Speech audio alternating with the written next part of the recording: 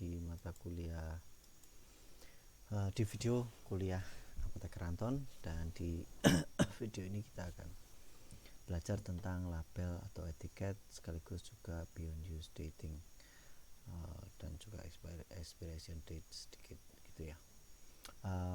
Materi ini merupakan bagian dari pertemuan kedua mata kuliah preskripsi yang bahas tentang screening resep di Fakultas Farmasi Universitas Jember. Baik, secara definisi, ini definisi secara bebasnya, label atau etiket adalah aturan tertulis penggunaan obat yang disertakan dalam sediaan obat. Ya, jadi dia merupakan petunjuk penggunaan obat yang disertakan dalam sediaan obat yang diberikan kepada pasien. Ya. Apakah ini selalu dibuat berdasarkan resep dokter hewan, dokter gigi? Tidak selalu. Jawabannya adalah tidak selalu.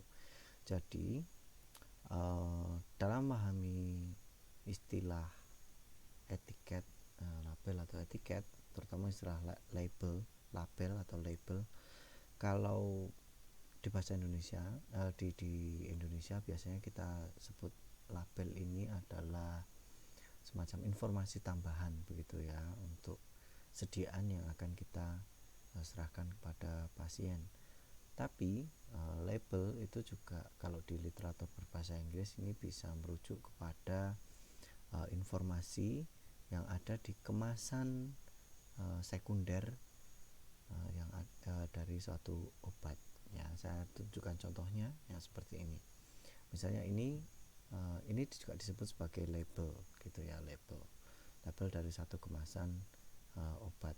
Ya, jadi di sini ada nama obatnya, yang atas ya, probenecid, dia tablet sesuai dengan standar USP buatan perusahaan Lanet ya. Kemudian ini kalau ada tulisannya RX only, itu berarti prescription only medicines, yang artinya dia hanya bisa dilayani dengan resep begitu ya. Kemudian ada tulisan kekuatan obat 500 mg, kemudian jumlahnya ada 1000 tablet ya, berarti ini mungkin di botol kemasan primer ya. Kemudian ada nomor registrasi di sini. Sebelah kanan ada keterangan bahwa setiap tablet probenecid ini, setiap tabletnya mengandung 500 mg probenecid sesuai dengan standar USP. Kemudian inactive ingredients, kalau ini berarti active ingredients, probenecidnya obatnya ya, obat untuk asam urat nah, atau hyperuricemia istilah kerennya. Nah, di sini ada banyak senyawa ya, banyak bahan yang menjadi bahan tambahan untuk tablet ini. Diproduksi oleh mana, kemudian di sini ada loaded expiry date, kemudian ada usual dosage. Untuk lebih lengkap lihat di package insert itu maksudnya biasanya kita sebut sebagai brosur obat begitu, yang ada di dalamnya bisa dilipat-lipat taruh dalamnya. Kemudian di cara dispense in bulk close, kalau misalnya diambil sebagian saja maka disarankan wadahnya seperti apa gitu ya, light resistant container, berarti yang biasanya wadah yang agak gelap begitu ya, tidak yang bening gelap agar light resistant. Kemudian cara penyimpanannya seperti apa ya, hindarkan dari cahaya dan seperti ini. Ini contoh istilah label ya. Kalau Anda temukan istilah label di literatur bahasa Inggris, bisa jadi yang dimaksud adalah seperti ini atau seperti ini ya, codeine sulfate tablets dan lain sebagainya. Nah, di tempat kita yang dimaksud dengan label itu bukan ini ya. Kalau ini adalah etiket ya. Biasanya di Indonesia kita menggunakan etiket seperti ini, atau etiket kalau ini kertas yang ditempelkan atau dimasukkan ke dalam plastik clip ya sebagai kemasan sekunder untuk dispensing obat. Nah, ada juga yang disablon di dalam plastik pada plastik obatnya langsung. Baik. Nah, istilah label atau etiketnya itu juga di luar bisa seperti ini. Ini sebenarnya saya ambil dari gambar iklan mesin printing untuk label ya. Mungkin di sini masih jarang ditemui ya yang seperti ini ya. Jadi di sini ada unsur-unsurnya secara lengkap ya, ini hanya sebagai gambaran saja. Nah, kemudian dia ditempelkan di botol atau di kemasan sekunder ya yang akan diterima oleh pasien begitu di sini. Jadi ini sudah yang ada di sini sudah individual untuk pasien gitu ya. Jadi ini yang juga disebut sebagai light resistant container, dan ini wadahnya juga dengan tutup khusus gitu yang tidak bisa dibuka oleh anak-anak atau child resistance closure. Nah, ini ya keterangan-keterangan tambahan kocok dahulu atau kocok dahulu, jangan ditelan, simpan dalam kulkas, obat luar tidak diulang. Ini adalah contoh-contoh dari label ya, yang dibahas di praktek di tempat kita. Jadi agak berbeda ya, label di sini adalah label tambahan. Apakah di negara berbahasa Inggris misalnya tidak menggunakan label? Sebenarnya menggunakan ya, tapi dengan istilah auxiliary label atau label tambahan begitu ya, tetap sama. Jadi istilah label itu bisa ada berapa macam gitu ya, tapi yang jelas aturan semacam informasi tambahan terkait dengan penggunaan satu sediaan. Nah, ini yang namanya auxiliary label. Ini stiker gitu ya, stiker yang ada gambar, ada piktogramnya gitu, kemudian ada keterangannya, shake well dan lain sebagainya. Belum tentu semua gambar ini kenapa kok harus ada keterangannya, yaitu agar mudah untuk lebih mudah dipahami. Kalau cuma gambar saja nanti susah ya. Misalnya ini mungkin dikira ya orang yang punya aura atau apa gitu, padahal maksudnya untuk penggunaan luar. Bisa jadi informasi yang sama itu digambarkan dengan ikon atau piktogram yang berbeda. Nah, ini contoh penggunaannya, ditempelkan patung cerindil gini, ditempelkan begini di sepanjang wadah kemasan.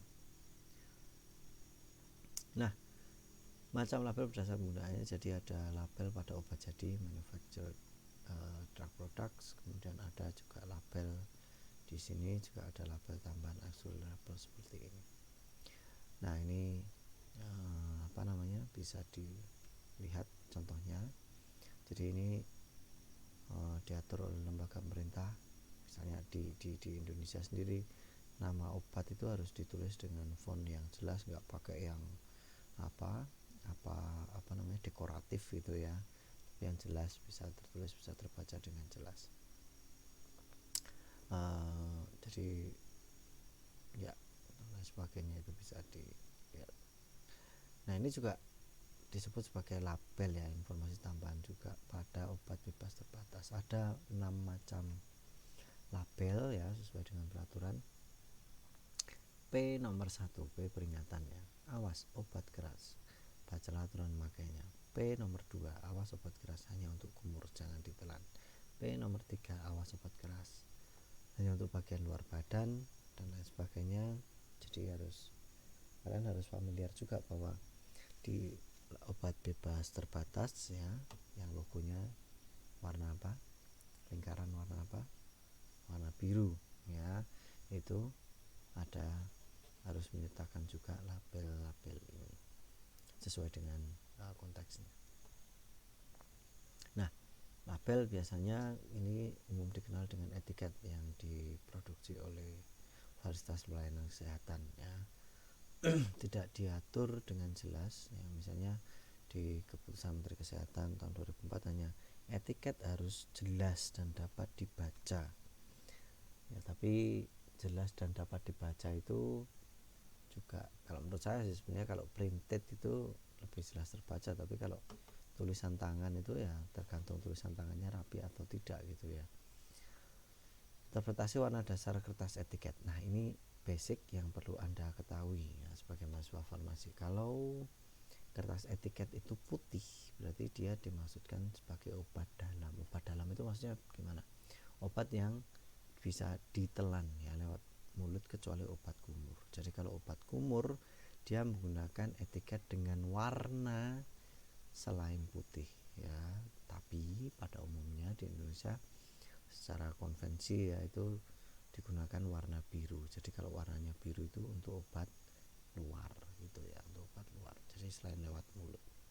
Kalau injeksi gimana Pak? Injeksi kan tidak lewat mulut maka biru. Obat kumur tidak ditelan maka menggunakan juga warna biru. Jadi itu dianggap sebagai obat luar. Kemudian etiket ya, secara kelengkapan tidak ada panduan yang pasti seperti apa, tapi kalau dilihat dari persyaratannya, etiket harus jelas dan lengkap, maka paling tidak dia harus mencantumkan nama dan alamat apotek. Jadi contoh yang ada di sini itu kurang tepat karena tidak ada apotek yang mengeluarkan. Bisa jadi karena alasannya karena apa?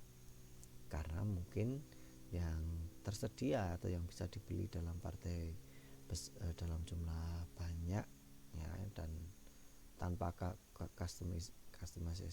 customization gitu ya, tanpa dituliskan itu. Nah itu tanpa dituliskan identitas apotek, nah itu yang ada sudah ada kayak gini ya sudah gitu ya. Kemudian ada nama dan nomor SIK apoteker pengelola apotek ya, harus lengkap. Kemudian nomor resep dan tanggal pembuatan etiket, nama pasien, aturan pemakaian sediaan obat ya dengan singkat dan jelas, dan paraf apoteker atau AA yang melayani, AA asisten apoteker ya, dan tanda lain yang diperlukan. Nah ini kita menggunakan label tambahan, misalnya tadi pojok dahulu, disimpan di kulkas ya, tidak boleh diulang dan lain sebagainya. Jadi itu tambahan. Nah kalau di praktikum kalian perlu menuliskan ini dengan jelas dan lengkap. Nah ini contohnya yang kelengkapan, contoh formatnya. Contoh ini hanya contoh saja, ini fiktif ya. Misalnya ini untuk obat luar gitu ya, obat luar semoga lekas sembuh. Di dalamnya bisa jadi diberi ini hanya aturan pakai berapa kali sehari begitu ya. Mungkin di sini bisa ditambahi dan lain-lain, juga disertai paraf gitu ya. Nah ini obat dalam untuk yang ditelan. Kalau obat kumur pakai ini ya, injeksi juga pakai ini. Di sini ada identitas apotek dan apoteker, nomor resep ya, sesuai dengan resepnya diberi nomor masuk ke apotek apa, terus untuk siapa nama pasien, kemudian tanggal. Nah kemudian dalam penulisan berapa kali seharinya ya, berapa kali sehari ini biasanya kadang-kadang ini yang rawan salah ya untuk mahasiswa yang masih baru, mahasiswa farmasi yang baru. Kalau misalnya di dalam resep ditulis STDD, berarti sinya terdidie, berarti tandailah 3 kali sehari. Berarti ditulis terdidie 3 kali sehari, berarti 3 kali sehari ya. Berarti obat tersebut digunakan 3 kali sehari, yang dalam artinya yang secara ideal itu berarti 24 jam dibagi 3 atau setiap 8 jam ya, setiap 8 jam. Kadang sekarang juga ada yang ditulis setiap 8 jam, jadi bukan 3 kali sehari, karena jangan bisa disalahartikan. 3 kali sehari berarti pagi agak siang itu sudah 3 kali sehari begitu ya. Berarti yang ideal bukan seperti itu, tapi bisa jadi tulis setiap 8 jam. Nah kemudian setiap kali minum itu ada berapa. Misalnya di resep ditulis STDD tab atau tab 1 gitu ya, tab terus Romawi 1, berarti harusnya di sini ditulis 3 kali sehari 1 tabletnya dilingkari.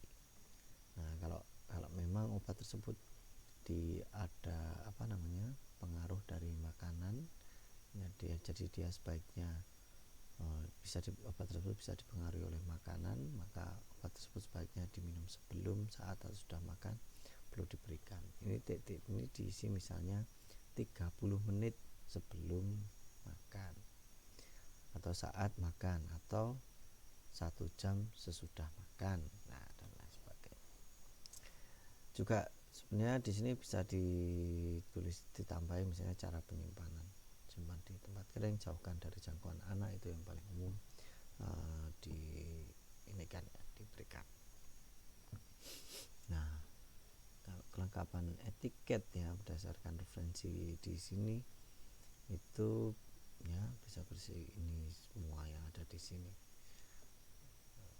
Ada beyond use dating salah satunya, dan juga berapa kali isi ulang atau refill. Refill ini masih ingat tadi ada resep ulangan. Nah, ini misalnya contohnya. Ini no refills, berarti tidak boleh diulang resep ini. Dan di sini dengan cetak seperti ini menjadi lebih jelas. Ya, take 1 capsule by mouth. Jadi 1 kapsul ya diminum ya dengan 3 kali sehari ya selama 10 hari hingga semuanya diminum atau hingga habis gitu ya. Nah, kalau ini tadi dicetak dengan alat seperti ini ya, pakai software, barcode printer, kemudian pakai template juga. Ini macam-macamnya yang ada. Ini contoh etiket lain dari negara tetangga ya, negeri jiran. Nah, misalnya seperti ini. Dan yang menarik di sini ya, yaitu di etiket ini itu menggunakan bahasa yang berapa? 4 bahasa ya. Ada makan, take, kemudian di sini ada bahasa Mandarin mungkin ya, saya kurang tahu. Dan di sini ada bahasa yang lain, saya juga kurang tahu, mungkin bahasa Tamil atau bahasa apa. Nah, oke. Jadi seperti itu, bisa ditulis seperti ini. Jadi antara satu tempat dengan tempat yang lain bisa jadi berbeda. Kemudian ada label tambahan ya, atau biasa kita sebut sebagai label saja. Jadi kalau praktikum preskrip kemudian sebut label, yang dimaksud label ini adalah auxiliary label ini. Jadi ya seperti ini tadi, tempat kita misalnya kocok dahulu atau kocok dahulu jangan ditelan. Nah, di dalam etiket atau label tadi ada juga istilah beyond use dating. Apa itu bedanya dengan expiration date? Saya kira Anda sudah mendapatkan penjelasan ini di pengantar kefarmasian. Tapi ya, ada perbedaan antara expiration dan beyond use dating. Expiration date ini pada sediaan obat ini jadi yang dikeluarkan oleh pabrik ya. Jadi menjadi tanggung jawab pabrik. Nah, dicetak pada kemasan primer atau sekunder dalam format bulan dan tahun. Jadi tidak ada setahu saya nggak ada tanggalnya gitu ya. Nah, batas waktu suatu sediaan yang baik untuk digunakan yang diperoleh melalui studi stabilitas sediaan. Jadi penanggalannya ini tidak asal-asalan, tapi melalui uji stabilitas sediaan, kemudian diperkirakan sampai kapan. Nah, beyond use dating itu berbeda. Kalau ini tadi expiration date yang mengeluarkan pabrik obat, nah kalau beyond use dating yang mengeluarkan kita. Nah, beyond use dating ini berlaku selama sediaan itu masih belum dibuka atau dirusak dari kemasannya. Harusnya ini tidak melebihi waktu daluarsa produk. Kalau misalnya obatnya expirationnya April 2021 begitu ya, kemudian kita melayani bulan Maret gitu, walaupun ini kasusnya jarang sekali, Nah, maka kita perlu mewaspadai bahwa jangan sampai itu melebihi waktu daluarsa obat atau melebihi April 2021. Ya, kemudian pedomannya dari mana? Bisa jadi diambil dari pedoman FI Farmakope Indonesia yang terbaru. Yang terbaru bukan 2014 ya, tapi 2020.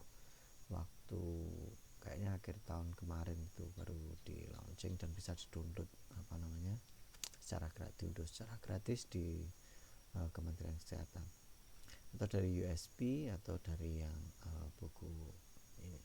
Nah, yang ini dari USB ya, Beyond Use Dating, untuk formulasi yang tidak mengandung air, non aqueous, itu BUD is not later than the time remaining until the earliest expiration date of any API.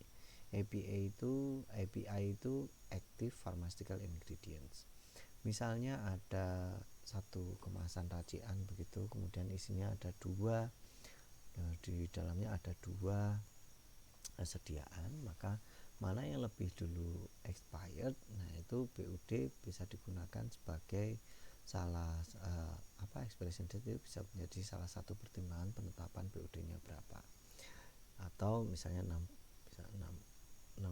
bisa sampai 6 bulan kalau dia tidak mengandung air. Tapi begini, di tempat kita kondisi penyimpanan misalnya puyer gitu ya, kondisi penyimpanan di tempat kita itu belum tentu bagus ya. Jadi kalau saya sih saran itu ya sebaiknya sesegera mungkin bisa habis sesuai dengan aturan pakai, ditambah beberapa hari tambahan gitu ya, untuk mengantisipasi seandainya pasien lupa minum obat ya. Jadi agar obat tersebut tidak terlalu lama ada di penyimpanan. Bisa jadi rusak, kemudian salah diambil dan lain sebagainya, bisa menimbulkan efek yang tidak diinginkan. Kemudian water containing oral formulation, jadi sediaan oral yang mengandung air atau aqueous gitu ya. Nah, ini tidak boleh lebih dari 14 hari kalau dengan catatan dia disimpan di suhu yang dingin. Kemudian ada water containing topical or dermal and mucosal liquid and semi-solid formulations. Jadi ada kandungan airnya, bisa sediaan topikal atau dermal atau mucosal liquid ya, dan juga semi-solid formulation itu sampai 30 hari. Jadi Anda perlu menghafalkan 6 bulan, 14 hari, dan 30 hari untuk yang mana saja. Tapi ya seperti tadi, meskipun ditulis bisa jadi 6 bulan, kalau kita sudah merusak kemasannya itu dalam bentuk kesediaan puyer atau kapsul, saya sarankan untuk tidak selama ini begitu ya, kecuali kalau kita sudah kita memberikan dalam bentuk yang masih menggunakan kemasan dari pabrik, nah itu that's okay, nggak masalah gitu ya. Tapi jangan sampai melebihi expiration date.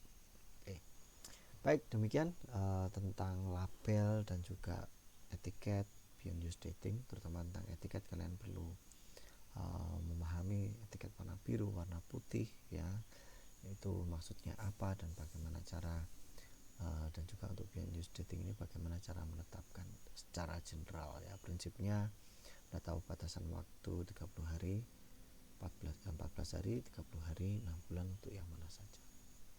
Baik, terima kasih sudah menyimak video ini. Semoga berguna untuk Anda semua di sini. Terima kasih. Sampai jumpa di video berikutnya, masih ada ya pembahasan singkat tentang screening resep.